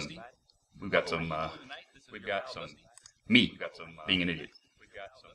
Come on, turn off being an idiot. There we go. That was my fault. We had a little feedback going on. It was me. Bad setting. But anyway, this is your pal Dusty from the West Coast, San Jose, California. And tonight, we have two wonderful gentlemen for you to ask your questions, to learn a bit more about what they do. Extremely talented, been in this business for a very long time. Not to say that they're old, because they're not. They're just they've been around a while. That's all. Please welcome to the program, Mr. Matt Hill and Mr. Sam Vincent. Gentlemen. Hello. Hey, buddy. Hey, how's it going out there in the Live stream. internet? Yes, the internets, the interwebs. The interwebs. The Hello, interwebs. Brony Nation. Hello. just to go over a bit of what these gentlemen do, we know that they play a few characters on our favorite show, My Little Pony. With Matt. Matt does that wonderful, deep character, hayseed turnip truck. Deep character, that character. Also, Soren, and one of the teenage dragons that was given Spike so much trouble. And then Sam gives us the wonderful Flim, a Flim and Flam. That's right. That's right. Well, look what we got, dear brother of mine. It's the same in every town. Everyone. And you know what? He gave me this free cider right here. Mm-hmm. Cider. Tasty. Cider. I gave you free cider? Yeah. Yes. Yes, you did. Enjoy compliments of the Flim Flam Brothers. Yes. But that's not where they began. Let's go through a little bit of the history of these two gentlemen, starting with Matt. Matt. All the way back to Ranma 1/2. Whoa. Pantyhose Taro? I don't even think I remember that character. He's got a, Street Sharks. Jab. You were on the X-Files as on live. Yeah. Ed, and Eddy. Yep, that is my buddy. That was my buddy. Yes. You were on Hamtaro, of all shows. Mobile Suit Gundam, a few different versions of that. X-Men Evolution. Yep. Transformers. Straight dude. Yes. And Teenage Mutant Ninja Turtles. The Next rock Mutation. and roll. That was a live action. You were in a rubber suit for that one, I believe. Oh yeah, it was Well, he technically was in a rubber suit, and he did the voice for the TV series as well. He was Oh. Raphael for the series. Yeah. Raphael for the series, yes. And then Sam, our good buddy Yes. Sam, started way back with Bucky Way O'Hare. back. Actually, look a little further back. A little further back. Bucky O'Hare and the Toad Warriors? Yeah. Wow. That was my first prelay show that I ever did. Bucky Yeah, O'Hare played way It's back. Splinky. Yes. Ranma 1/2 also, he was in that show. Ranma 1/2. I was He played Ghost the other- Cat. Ghost Cat. My bride. Yes, Double Dragon. And then you actually did some live action stuff. The Outer Limits, one of my favorite shows. Oh yeah, I Yeah. did a couple episodes. I got to work with Brent Spiner in one episode. That was kind of cool. Lots of Data, fun I there. love that. Yeah, and then Lonesome Dove, The Outlaw Years. My mom loved Lonesome That was Dove. shot out in Calgary. I did 2 Yes, seasons of that as nice. the town doctor. That was The Town fun. Doc, yep. Then you were also in X-Men Evolution and Mobile Suit Gundam Seed, and the others. Gundam Seed Destiny. Destiny. I played Arthur and Zala, and Matt played Kira. So there's those Gundam Seed people out there love the Mhm. Kira Arthur thing. Then you were also in Transformers, Sideswipe Yes. in Transformers. Yes. And you got to play Bugs, Daffy, and Tweety, all three in Baby Looney Tunes. Ridiculous. I've never heard such a thing. Never heard. Actually true. Yeah. Yes, Double D in Ed, and Eddy. Crypto the Cyberdog. Superdog, not Cyberdog, Superdog. And then, yes. And you played against Marike in Black Lagoon, second season. Yes, I have done a couple of episodes of that against Marika on that. Yeah. Yes, love that. I got introduced to that series by Marika. Love yeah. that. God, and it's still going on the second page here. Kid versus Cat, Voltron, Force. It just goes on and on. Yeah, it goes on and on with you. I mean, I went to your IMDb page, and it would take me 20 minutes to list everything. Over 20 years. Over 20 in the years. business, Dusty. Yes, Over I know. 20 years. 20 years. This No, show could go on for 3 hours if we wanted to, but it's not gonna. We're gonna get right to the point right here. Questions. The point is, we've done some stuff. The point is, we've done some stuff around here. We've done some stuff. Yeah.